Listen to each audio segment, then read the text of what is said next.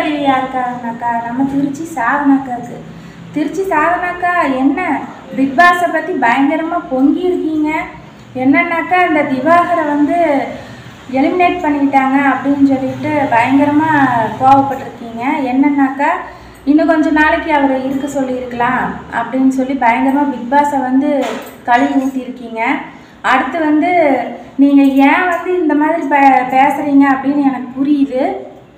என்னன்னாக்கா அடுத்து வந்து பிக் பாஸ்க்குள்ளே நீங்கள் போகிறதுக்கு பிளான் பண்ணிகிட்டு இருக்கீங்க. ஸோ நீங்கள் இப்படி வந்து பிக் பாஸை வந்து கழுவி ஊற்றுறதுனால உங்களை வந்து பிக் பாஸுக்கு கூப்பிடுவாங்க அப்படிங்கிற ஒரு நம்பிக்கையில் வந்து நீங்கள் சொல்லிகிட்டு இருக்கீங்க. பரவாயில்ல, நீங்கள் போனால் நல்லா தான் இருக்கும். ஏன்னா எந்த முகர்கிட்டையும் அங்கே பார்க்குற மாதிரி இல்லை, யாருமே தெரியாமல் தான் இருக்குது. நீங்கள் போனால் கொஞ்சம் களைகட்டுன்னு நினைக்கிறேன். சரி, பிக் பாஸ் இப்போ வந்து என்ன சொல்கிறேன்னா, விஜய் டிவிக்கு அந்த சாதனாக்காவை வந்து உள்ளே கூப்பிட்டு உள்ளே தூக்கி போடுங்க விஜய் சேதுபதி.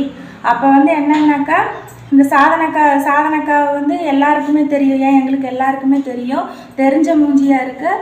அடுத்து வந்து அவங்க நல்லா டாராக கிழிக்க போகிறாங்களாமா.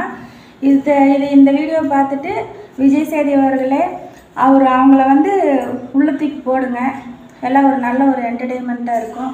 அப்புறம் இன்னொன்று என்னன்னாக்கா, சாதனாக்கா இன்னும் வந்து திவாகர் வந்து எலிமினேட் ஆகலை.